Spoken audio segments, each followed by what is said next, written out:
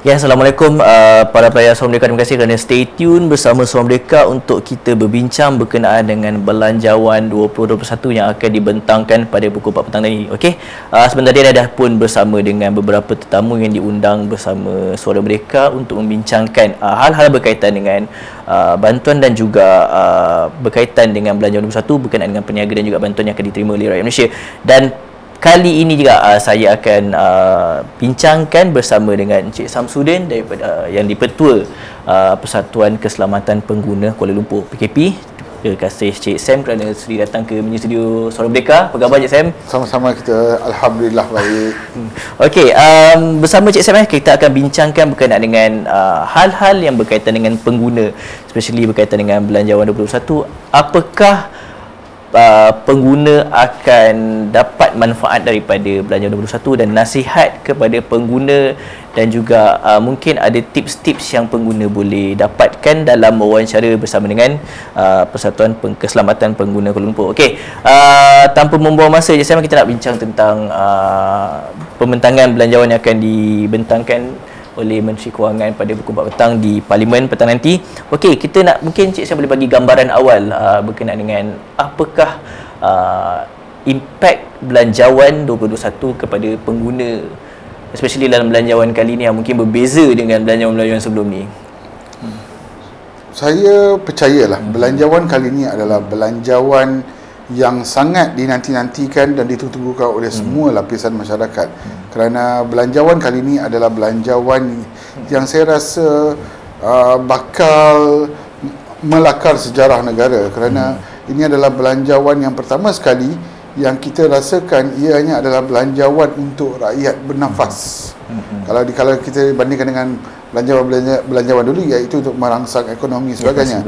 Tetapi apa yang diharapkan rakyat pada kali ini adalah untuk mereka bernafas.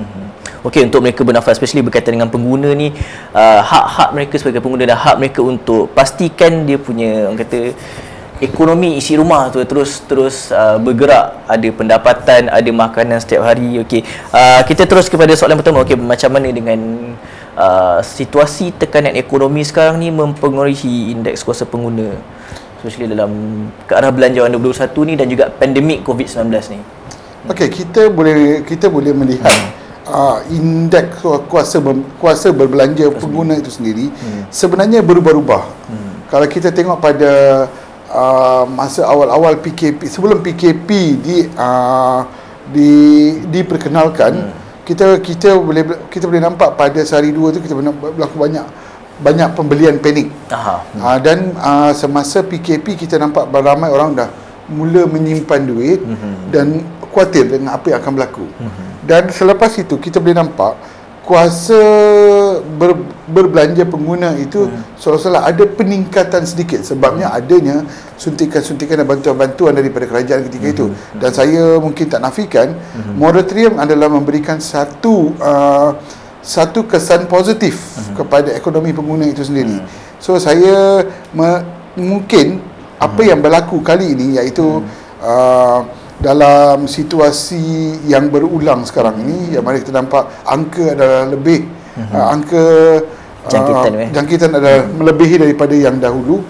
So mungkin situasi ini saya yakin akan berlaku satu situasi yang mana akan berlaku panik dalam pengguna, iaitu pengguna akan berbelah bagi sama ada perlu ke berbelanja atau tidak perlu ke berbelanja atau perlu ke menyimpan duit.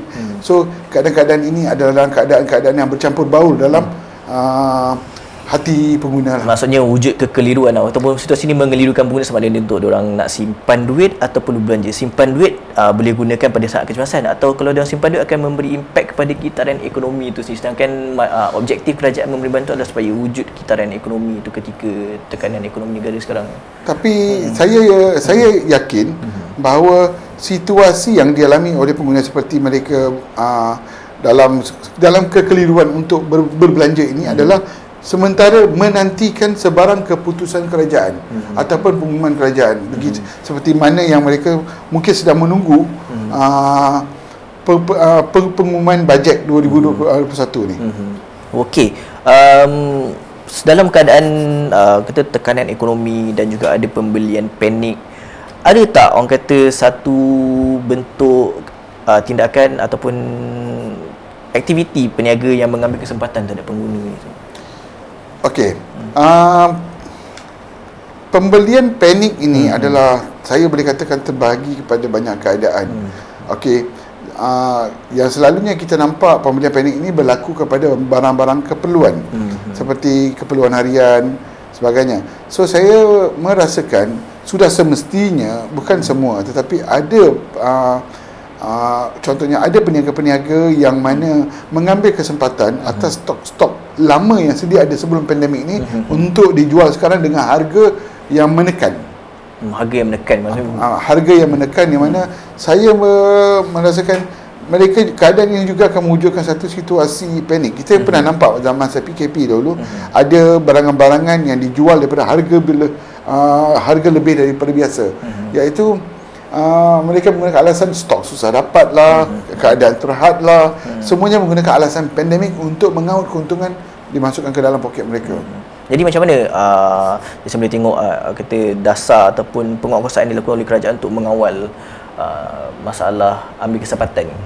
Sebenarnya kita tak boleh letakkan betul. Saya tak menafikan penguatkuasa itu menjalankan tugas mereka.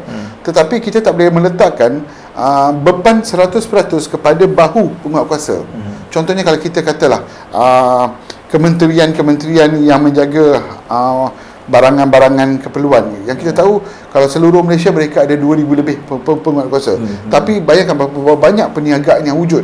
Adakah mampu untuk kita nak pergi semua tempat? Okey, dalam pada masa sama juga kita harus faham penguatkuasa sekarang ini adalah barisan hadapan, yang mana ada perkara-perkara yang perlu mereka tumpukan di samping menjaga perkara-perkara kenaikan harga barangan.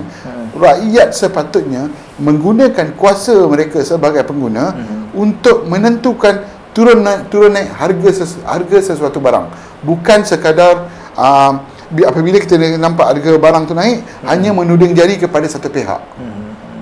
Okey, kalau kita tengok contoh sekarang ni, kata perkataan yang penting sekarang adalah pembelian panik. Okey, pembelian panik ni akan menyebabkan situasi di mana peniaga mengambil kesempatan, macam Encik Sen cakap tadi, peniaga naikkan harga barang, memberi tekanan kepada stok, mengeluarkan stok-stok lama dan menjual pada harga yang tinggi. Masalah pembelian panik ni jadi satu, orang kata, satu keyword lah kepada pengguna yang menyebabkan mereka ni akhirnya ditekan. Jadi kenapa wujud pembelian panik ni? Salah satunya sebab pelbagai kabar angin ataupun berita-berita palsu yang menyebabkan rakyat ni mula gelisah. Mereka gelisah. Hari ini mungkin kita terbaca dalam media sosial, oh sebentar lagi akan berlaku macam tu, besok akan berlaku macam ni, oh ini akan berlaku. So ini akan melibatkan membuatkan satu kegelisahan pada hati rakyat. Dan kita kena faham peringkat pemahaman kepada rakyat bukan semua orang ada sama. Ada rakyat kalau kita cakap benda ni bahayanya macam ni, dia akan terima, okey, dia akan mula membuat refleksi kepada dia mungkin akan membuat analisa. Apa bahaya yang dia akan hadapi. Tapi ada setengah tu akan terima secara panik. So keadaan-keadaan ini saya rasa sepatutnya lah berita-berita tidak benar ini, mereka yang menyebarkan berita-berita tidak benar ni patut dihukum dengan lebih berat lagi sebenarnya. So patutnya dia orang melayari Suara Merdeka lah untuk dapat berita-berita yang sahih sebenarnya, daripada buka WhatsApp, daripada buka Facebook kan. Okey, pembelian panik, kenapa dalam situasi sekarang ni yang kita tengok pada tekanan ekonomi sekarang ni patut tak berlaku pembelian panik sebenarnya? Tak patut kan? Sepatutnya kalau kita tengok keadaan negara kita bekalan cukup saja. Kita tak perlu membuat pembelian panik. Tetapi kebanyakan rakyat sekarang ni mereka membuat pembelian panik bukan sebab khuatir barangan itu akan habis, tapi mereka membuat pembelian panik atas berita-berita yang palsu yang kononnya mungkin akan berlaku mereka tak boleh keluar rumah. Itu yang menyebabkan mereka jadi takut. So dia kata baik, sebab tu mereka menyimpan stok yang berlebihan di rumah untuk sebab merisaukan mereka tak boleh keluar. Tapi pada saya kan sepatutnya itu tak berlaku, sebab kita pun dah melalui, orang kata, perintah ataupun pelaksanaan perintah pergerakan kawalan pergerakan ni masa bulan 3 dulu, dan kita boleh lihat kerajaan pihak berkuasa membenarkan seorang atau dua orang keluar rumah untuk membeli barangan keperluan, dan tapi seolah-olah macam pembelian panik ni satu refleksi yang memberi gambaran yang orang tak belajar daripada fasa pertama, dan fasa bila berlaku fasa yang sekarang ni pula pembelian panik ni terus berlaku. Seolah-olah macam mereka tidak pernah tidak tahu bahawa masa PKP dilaksanakan pada bulan 3 tu wakil isi rumah tu boleh keluar pergi membeli barangan keperluan, dan begitu juga sekarang wakil isi rumah boleh keluar untuk membeli barangan keperluan dan tak perlu wujud pembelian panik sebenarnya, betul tak? Sebenarnya ini pandangan kami. Ianya juga berlaku akibat kadang-kadang kita faham keputusan bekalan sesuatu barangan di tempat tersebut. Contohnya kalau kita kata kedai A tadi, kalau kita pergi kedai A, tiba-tiba kita pergi kedai A, pada ketika itu mungkin minyak masak dah habis, sedang menunggu stok baru masuk. Tetapi pada penerimaan rakyat di situ ataupun pengguna di situ ketika itu, mereka menyangkakan minyak masak dah habis stok. Sebenarnya yang itu mungkin stok nak sampai kedai situ sajalah. So sebab tu peniaga perlu memainkan peranan. Sebenarnya peniaga juga boleh mengawal pembelian panik ini, seperti sentiasa memastikan stok barang keperluan sentiasa mencukupi. Jangan bila nak habis baru kita order. So dekat sini peniaga juga perlu memainkan peranan. So sebenarnya peniaga kena pastikan ada kitaran stok baru dalam sekiranya peniaga di situ boleh meyakinkan pengguna di situ, tak perlu risau, barangan sentiasa ada dan kedai saya pun sentiasa buka. Saya rasa peniaga pengguna mungkin tidak akan melakukan pembelian panik. Okey, itu tadi berkaitan dengan pembelian panik. Okey, masih lagi dalam situasi indeks kuasa membeli dan juga pembelian panik. Okey, kita tengok sekarang ni kan, macam pembelian panik. Saya rasa orang yang paling kesian sekarang ni adalah orang yang dia punya pendapatan terjejas, dan bila situasi macam ni dan dia orang merasakan perlunya pembelian panik, dia orang tak ada nak buat pembelian. Sebab apa? Dia orang tak hilang pendapatan, tak ada simpanan pun dah habis nak buat beli barangan stok untuk dalam tempoh perintah kawalan pergerakan ni pun dia orang tak boleh nak bergerak. Jadi sekarang wujud isu hutang pula kat situ. Adakah wajar mereka berhutang dalam tempoh pandemik ni atau sepatutnya jangan berhutang? Kalau kita melihat dalam agama Islam sendiri, berhutang itu diharuskan sekiranya keadaan memerlukan, iaitu dalam keadaan yang kita tidak ada makanan atau sebagainya. Tetapi ianya perlu mengikut cara-cara Islam. Tetapi kalau saya nak menyentuh pasal overall pasal hutang ni, saya tak nafikan sekarang ini wujud pelbagai produk-produk daripada yang haram ataupun yang tak haram, ataupun yang berupa halal tapi haram sebenarnya. Okey, yang mana yang akhirnya akan menjerat pengguna. Saya rasa hutang ini jadikan sebagai satu langkah terakhir. Jangan mengambil mudah untuk berhutang, kerana kita tak mahu selepas ini apa juga bantuan yang diberikan oleh kerajaan adalah akan mula cair kepada mereka-mereka yang menjerat pengguna ni dengan hutang. Okey, saya ingin kupas sedikit tentang perkara ni. Contohnya, kita ambillah kira sekarang keadaan yang berlaku di Malaysia. Saya rasa setakat ini kita tak dengar lagi ada rakyat Malaysia yang kebulu tak makan. Okey. Bantuan sentiasa sampai. Okey, cuma soal masa lah. Mungkin ada sedikit kes yang berlaku di Sabah, mungkin kat situ mungkin wujudnya salah faham ataupun kesilapan teknikal, bukan sebab makanan tak ada, tetapi mungkin kesalahan teknikal dan mungkin salah faham di situ. Tetapi benda tu saya percaya telah pun diatasi. Okey, dengan jayanya, dengan cepatnya. Bila kita nampak situasi berlaku begitu dengan pantas, dengan pantasnya kita nampak bantuan sampai daripada situ, daripada sini semua sampai. So sekiranya kalau kita dapati ada satu rakyat Malaysia yang tak makan atau kebulu, saya rasa rakyat Malaysia ni sangat-sangat prihatin. Mereka akan sedia mengulurkan bantuan kepada siapa saja walaupun mereka tidak kenali. Itu adalah satunya keunikan rakyat Malaysia, dan kerajaan Malaysia juga sangat-sangat prihatin. Tak kira parti lah, sama ada parti yang itu ke parti yang ni, tapi apabila sampai dalam bentuk bantuan kepada rakyat, saya rasa semuanya pun prihatin.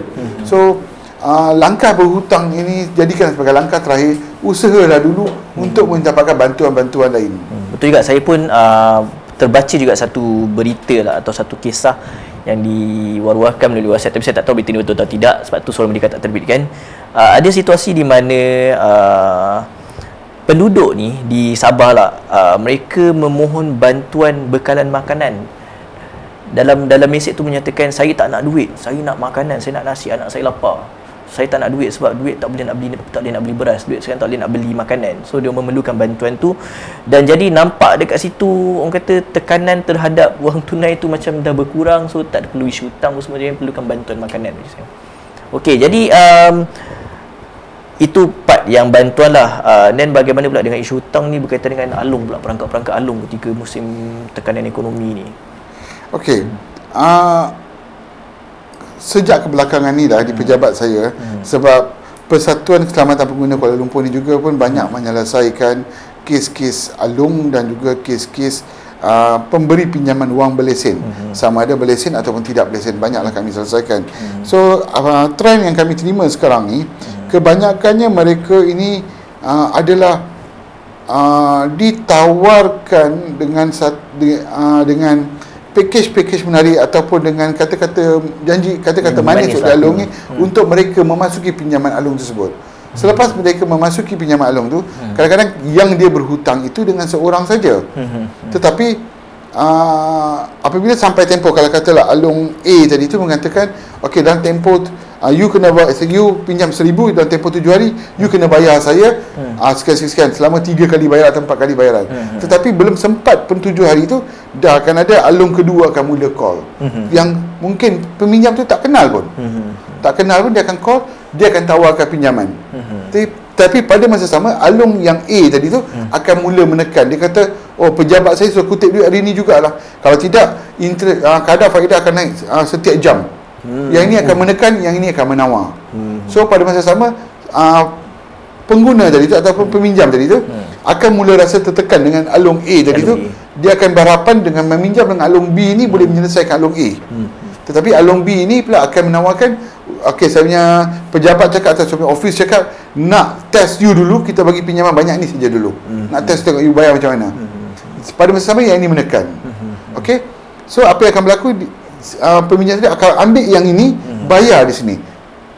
So sekarang ni dia ada dua pokok. Bayar di sini hanya bayar, bukan bayar pokok, bayar bunga sahaja. So sekarang ni secara tak langsung dia dah ada dua alung. Nampak macam fizikal duit tu wujud, tetapi sebenarnya ini semua adalah perangkap, kerana di belakang mereka adalah bos yang sama. So dari situ dah datang satu alung lagi, dan sebab itu kita boleh dengar ada peminjam yang berhutang 30 alung, 40 alung. Sebenarnya mereka ini diperangkap daripada satu alung dan pergi tekanan, diberi tekanan dari alung yang kedua dan alung ketiga. Dan beginilah mereka merangkap, dan akhirnya selalunya alung ini sudah ada maklumat daripada peminjam tu, apakah yang ada belakang dia, contohnya keluarga dia ke, apakah harta benda yang ada. So alung ni akan mula memegang maklumat tu. Sekarang peminjam tadi tu, untuk meyakinkan alung ni, dia akan bagi tahu semua. Dia akan kata, oh, rumah saya di sini, perniagaan saya di sini, atau saya bekerja di sini, mak ayah saya macam ni, isteri saya macam ni. So alung tu akan pegang sebagai satu maklumat. So dekat situ tu, daripada situ alung tu akan mula memasang perangkap untuk peminjam tadi tu dapat membayar, mencairkan semua aset-aset dia kepada alung tadi. So apabila berlaku dekat dalam macam ni, saya nasihatkan kepada peminjam, jangan tunggu sampai pinjam berpuluh-puluh alung ni. Apabila satu alung tu tak boleh nak bayar, teruslah cari badan-badan macam kami ini, ataupun teruslah kepada balai polis. Yang pertama sekali ke balai polis dahulu. Jangan kemudian boleh jumpa dengan kami untuk mendapatkan nasihat. Jangan meminjam begitu banyak sangat alung yang akhirnya memerangkap diri sendiri. Soal perkara yang paling penting sekali adalah jangan meminjam daripada alung lah, saya cakap kan. Ya, betul. Tetapi kalau kita tengok balik satu sudut lagi lain, sekiranya dalam keadaan pandemik sekarang ni, kalau andai katalah, saya mengharapkan kerajaan dapat mengumumkan satu pakej pinjaman kepada rakyat Malaysia. Contohnya bantuan kecemasan ke, bukan kita kata bantuan wang, kita kata satu pakej pinjaman, ataupun bank-bank sekarang ni memudahkan ke untuk pinjaman, ataupun KPKT sendiri, Kementerian Kementerian Perumahan dan Kerajaan Tempatan melalui pusat-pusat kredit komuniti dia orang, okey, menawarkan pinjaman yang mana dikawal oleh KPKT sepenuhnya, iaitu KPKT kena pantau tanpa kira sebarang lapisan masyarakat. Begitu juga dengan bank negara. Mungkin boleh menasihatkan bank-bank ini memudahkan pinjaman kepada rakyat. Contohnya, bukan amount yang besar, mungkin amount yang untuk boleh mereka sehari hidup. Betul. Saya rasa mungkin isu ni akan boleh menyebabkan rakyat akan kurang bergantung kepada kerajaan. Kerana sekarang mereka ada suntikan untuk mereka menjalankan kehidupan seperti biasa. Tapi kalau kata pinjaman bank ni, mungkin bank perlu melonggarkan syarat-syarat, terutama mereka yang kehilangan sumber pendapatan, dan perlu mungkin ada package yang bank boleh tawarkan kepada mereka yang hilang pendapatan ataupun yang secara umumnya mempunyai kesukaran untuk bayaran balik dalam tempoh yang terdekat ni sebenarnya, sampai mereka dapat pekerjaan. Okey, sekarang ni sekiranya kita pun tahu sekarang memang kita pernah ditawarkan moratorium, dan sekarang ni rakyat berdoa semoga ada satu pengumuman hari ini yang berkaitan dengan moratorium. Ini adalah harapan semua rakyat Malaysia sebenarnya. Okey, so begitu juga bagi pinjaman-pinjaman yang mana untuk membantu. Mungkin kerajaan, mungkin pihak yang memberikan pinjaman seperti bank ke ataupun kredit komuniti ke, boleh memberi satu masa kita panggil cooling period, iaitu mungkin untuk tempoh 1 tahun pinjaman tu, daripada mula pinjaman tu mungkin tidak perlu membayar dulu dan bayar pada tahun kedua. So supaya mereka boleh menyusun balik struktur ekonomi mereka. Jadi itu tak akan menjejaskan orang punya status kredit dalam bank negara ke apa ke? Saya rasa ianya perlu dilihat semuanya dalam satu norma baru. Okey, kalau sekiranya kerajaan melihat memohon kepada ataupun menggesa rakyat Malaysia ni untuk hidup dalam satu keadaan norma baru, kenapa tidak semestinya semuanya dalam satu keadaan norma baru? Dan bank-bank juga perlu melihat sistem mereka juga ataupun cara mereka juga perlu dalam satu norma baru. Okey, ini bukan masanya untuk kita check dia ni pernah tak bayar 3 bulan ataupun ni tak pernah bayar 4 bulan. Ini bukan masanya untuk kita menilai itu. Okey, ini sepatutnya kena ada human touch lah. Sekarang ni kena ada human touch. Okey, dan begitu juga seperti yang kita tahu ada syarikat yang menyediakan report-report tentang keadaan kredit seseorang itu. Betul. Kita tahu ada yang bank negara sediakan, ada juga syarikat swasta sediakan. Tapi kita kena, inilah waktunya kerajaan ataupun bank negara ataupun bank-bank perlu mengambil kira sejauh mana sahihnya report-report kredit daripada syarikat-syarikat swasta ni, ataupun relevannya laporan kredit itu dengan situasi sekarang. Yes, dan dalam contohnya dalam kes-kes yang datang kepada kami, sesiapa saja pun contohnya membeli sistem syarikat yang menyediakan laporan kredit ni, boleh membeli sistem dia dan boleh blacklistkan, kata kononnya yang ini berhutang dengan yang ini, masukkan dalam syarikat tersebut. So akhirnya kalau anda kata nak keluar, okey, suruh bayar 5,000, 6,000. Ini termasuk juga syarikat komuniti kredit pun buat begini juga. So saya kurang percaya, dan pada pihak kami memang kami tidak percaya kepada laporan syarikat luar yang menyediakan laporan kredit pengguna ni. Saya lebih percaya kepada apa yang disediakan oleh bank negara. Okey, tuan kata satu laporan yang macam menyusahkan pengguna. Ianya tidak membantu. Apa yang berlaku hari ini, laporan kredit pengguna itu dijual.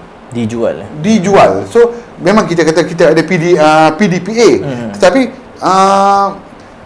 ada pihak-pihak yang mengambil kesempatan di atas PDPA itu untuk menjadikan ia sebagai satu bisnes.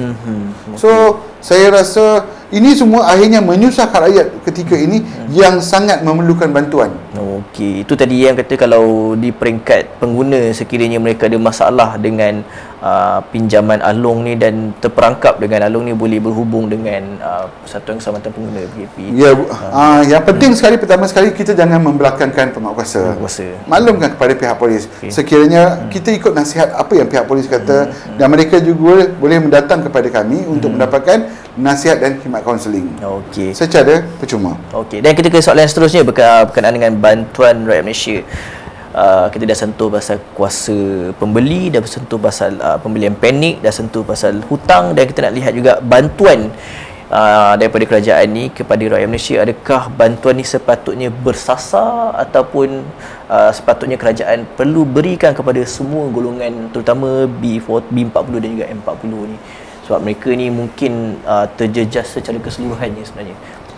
Pada saya, dalam waktu keadaan ini, dalam keadaan yang kita kata yang dalam generasi kita tak pernah hadapi. Ini pertama kali kita hadapi. Betul. Mungkin ini akan jadi satu pengalaman kepada anak cucu kita besok. Kata macam presiden case lah kepada macam saya percaya bukan hanya pada negara kita tetapi juga negara-negara lain. Dalam keadaan sekarang ini bukan waktu untuk kita memilih bulu. Okey. Dan saya rasa ianya bantuan itu ada bantuan itu tidak semestinya dalam bentuk keuangan. Sekurang-kurangnya kita berilah oksigen untuk orang bernafas. Kadang-kadang dalam keadaan macam ni pun penganggur ataupun mereka yang dibuang kerja ataupun diberhentikan kerja akibat syarikat tidak lagi mampu beroperasi ketika tekanan ekonomi ni, itu dah satu perkara yang lain. Dan satu lagi perkara adalah pekerja ni dikurangkan pendapatannya. Kalau tak dikurangkan gaji, mungkin dia punya allowance, ada allowance tertentu, kerja lebih masa dah tak ada, jadi pendapatan yang sepatutnya mereka dapat sebelum ni seperti biasa jadi berkurang sedikit. Jadi itu yang kedua. Yang ketiga pula, pekerja yang diberhentikan kerja sebelum pandemik ni berlaku, dan apabila pandemik ni berlaku, mereka terus tak dapat mencari pekerjaan yang baru. Dan situasi ni memang betul-betul menekan. Jadi sebab itulah wajar bantuan tu diberikan kepada seluruh rakyat Malaysia, terutama golongan B40 dan M40 ni yang benar-benar terjejas akibat pandemik ni, Cik Sam. Okey, pada pandangan saya lah, kita kena ambil kira daripada semua peringkat. Okey, dalam keadaan sekarang ni, kita kena tengok macam ni. Pada pandangan saya, bantuan itu tidak perlulah bantuan yang bersasar, dan kita kena suntik kepada semua. Dan bantuan itu tidak semestinya keuangan, tetapi juga moratorium juga, lanjutan moratorium juga adalah membantu rakyat Malaysia untuk mengurangkan beban komitmen mereka. So kerana yang bakinya akan tinggal adalah untuk makan minum mereka. Saya rasa mereka masih mampu untuk mencari nafkah ataupun untuk mencari rezeki untuk makan minum mereka, dengan meninggalkan komitmen-komitmen lain. Yang paling penting sara hidup yang paling penting dulu. Yes, sara hidup tu penting. So saya rasa hari ni kalau kita tanya kepada rakyat Malaysia, kebanyakan mereka, sebahagian besar gaji mereka ni telah hilang kepada komitmen dengan institusi kewangan. So sekiranya yang ini kita dapat hold dulu, mungkin dia akan jadi kurang beban kepada pendapatan isi rumah tu. Okey. So minta maaf, perbelanjaan isi rumah. Okey. So saya rasa moratorium ini adalah satu langkah yang sangat-sangat tepat, sangat berani, dan juga sangat dipuji oleh rakyat lah. So dengan harapan sekiranya moratorium ini dilanjutkan, saya rasa dia akan memberi satu nafas yang sangat lega. Namun begitu, ada juga pihak yang mengambil adalah kesempatan atas moratorium ini. Apa yang berlaku pula seterusnya macam tu? Okey. Contohnya, sekiranya pengguna tadi itu tinggal di rumah sewa. Okey, tuan punya rumah adalah menikmati moratorium tersebut. Betul. Tetapi sewanya tak pernah diturunkan sama saja. So kerajaan juga perlu mengambil kira perkara ni. Okey, maknanya di peringkat, saya rasa di peringkat bank, peringkat pinjaman di bawah kredit komuniti, juga peringkat di mana sewa kepada orang lain tu. Jadi di situ tak ada pemantauan sebenarnya. Tidak ada. So kita boleh nampak pengguna sangat tertekan dengan ketika itu, walaupun sama ada sebelum moratorium ataupun sebelum PKP ataupun selepas PKP. Dan ketika moratorium, sewa rumah ataupun sewa penginapan ataupun sewa perniagaan yang dibayar itu adalah sama saja. So pihak yang mengaut keuntungan di sini adalah pihak tuan punya bangunan tersebut. Jadi kerajaan perlu juga memantau sewa ni. Kata moratorium ni bukan sahaja sewa rumah kepada PBT seperti rumah-rumah rakyat semua tu. Sesiapa saja tuan punya bangunan yang menikmati moratorium ini, dia juga harus diwajibkan untuk menurunkan kadar sewa tersebut. Atau mungkin orang kena buat pengisytiharan pada tanah yang mereka buat, dan tengok pada sewa tu juga. Ya, betul. Dan sekiranya mereka nak memohon moratorium, mereka perlu mengurangkan atau sebaik-baiknya memberi moratorium juga kepada penyewa untuk tempoh sepanjang moratorium mereka dapat tu daripada bank. Sebab saya ada juga yang sahabat-sahabat saya yang menyewa, ada juga tuan rumah yang begitu prihatin. Saya sangat memuji dan menghormatilah tuan-tuan rumah yang begini. Apabila moratorium itu dilaksanakan dengan terus, dia menghubungi sahabat-sahabat saya, dia mengatakan okey, tak apa, sekarang moratorium 3 bulan pertama tak payah bayar, 3 bulan kedua baru bayar. Kerana dia juga menikmati moratorium. Okey, tetapi dalam ada setengah-setengah majlis, saya kata panggil tuan rumah yang kejam lah. Tuan bangunan yang kejam ataupun tuan bangunan yang kejam, dia tidak kira sama ada moratorium ataupun tak moratorium. Dia menikmati moratorium, tapi orang lain dia tak peduli. Kau tetap kena bayar. Maknanya ada yang tak ada peri kemanusiaan tu. Kita harapkan tuan rumah di Malaysia tolonglah beri perhatian atau tunjukkanlah rasa simpati kepada keseluruhan rakyat Malaysia supaya memberi bantuan kepada penyewa-penyewa ni kan. Saya pada pandangan saya, ia bukannya sekadar kita mohon kepada rakyat Malaysia berilah bantuan kepada yang lain. Kita jangan. Pada saya, keluarkan satu SOP yang jelas, SOP pandemik COVID-19 ni kepada tuan punya bangunan, menurunkan kadar sewa. Wajib. So sekiranya tuan punya bangunan tersebut menikmati moratorium dan penyewa tadi itu tidak mendapat nikmat, so dia sepatutnya membuat aduan kepada pihak-pihak yang berkaitan supaya tuan yang bangunan itu dikenakan denda. Ataupun dilucutkan hak moratorium terhadapnya. Itu satu tindakan yang boleh dilakukan. So sepatutnya orang yang golongan-golongan macam ni sepatutnya tidak diberikan moratorium kerana dia menikmati seorang, dia tidak membantu yang lain. Sepatutnya membantu, maknanya rakyat Malaysia perlu membantu secara keseluruhan lah. Jangan seorang saja menikmati moratorium kemudian diberikan pekerjaan, tetapi dalam masa sama menekan rakyat Malaysia yang lain, terutama penyewa-penyewa yang menyewa dengan bermaksud dia mendapat dua keuntungan, satu daripada moratorium dan satu daripada kadar sewa yang penuh di atas kemas ataupun kesusahan orang lain. Ya, betul. Okey, tu tadi moratorium memberi kesan kepada pengguna. Jadi sepatutnya semua moratorium ni seperti yang dilakukan pada sejak April lalu sampai September sepatutnya diteruskanlah, Cik Sam. Pada pandangan kami lah, kami memohon kepada rakyat, kami memohon kepada kerajaan Malaysia dan juga bank-bank di bawah naungan Bank Negara Malaysia dan juga syarikat-syarikat kredit komuniti di bawah naungan Kementerian Perdagangan, Kementerian Perumahan dan Kerajaan Tempatan dan juga koperasi-koperasi, berilah moratorium kali ini sekurang-kurangnya. Saya mengharapkan untuk tempoh 1 tahun. Tempoh 1 tahun ya. 1 tahun. Kerana saya nampak ada juga bank-bank yang ada menawarkan moratorium sehingga bulan 6. Ada juga yang menawarkan sehingga bulan 11. Ini menunjukkan institusi kewangan semua dalam keadaan yang kukuh dan mampu untuk memberikan moratorium untuk tempoh 1 tahun dan bukannya moratorium bersasar tetapi untuk semua. Ini kerana ini akan memberikan satu kesan ekonomi yang positif, akan membuat poket rakyat berisi semula untuk berbelanja untuk memulihkan ekonomi dengan pantas. Okey, dan itu juga satu, orang kata bank pun sebenarnya ada satu kesedaran untuk memberi kemudahan kepada pelanggan mereka supaya kitaran ekonomi tu nanti akhirnya bank sendiri akan menerima keuntungan. Semuanya akan terima, termasuk bank sekali. Okey. Jadi soalan yang terakhir berkenaan dengan bantuan ataupun apa sahaja pengumuman yang akan diumumkan oleh Menteri Kewangan menerusi rang undang-undang perbekalan 2021 ataupun belanjawan 2021. Apa nasihat Cik Sam ataupun nasihat daripada Persatuan Keselamatan Pengguna Kuala Lumpur kepada rakyat Malaysia yang akan menerima bantuan ataupun apa saja bentuk faedah daripada belanjawan 2021 ni? Pada saya pengguna rakyat Malaysia lah apanya. Mereka tidak boleh menganggap ini sebagai satu bonus.